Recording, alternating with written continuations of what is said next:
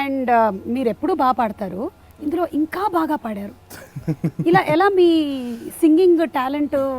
అది నాకు కూడా తెలియదండి. అది నేను మామూలుగా నేను అందరికీ చెప్పేది ఏంటంటే నేను బేసిక్గా ఒక బాత్రూమ్ సింగర్ని.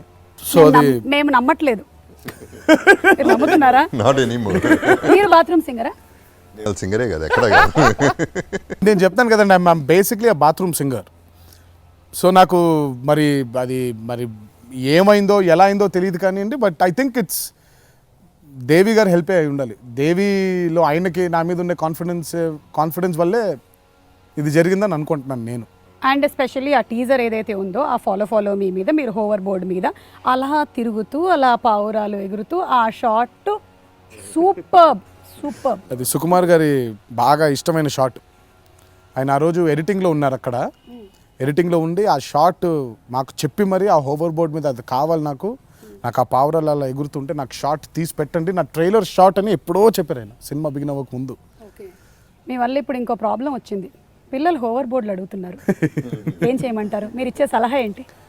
తల్లిదండ్రులుగా మీరు డిసిషన్ తీసుకోవాలని చెప్తాను. బికాజ్ ఇట్స్ అంటే అందరికి చెప్పేది ఏంటంటే ఇట్స్ నాట్, అది అంత ఈజీ కాదు, అయినో అనుకునేంత ఈజీ కాదు.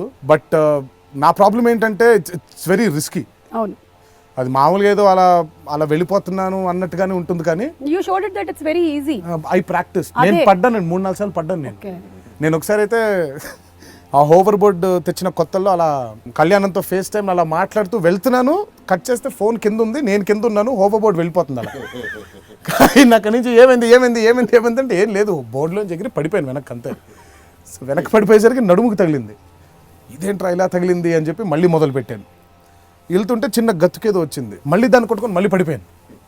సో అలా 3-4 సార్లు పడితేనే అది అలా.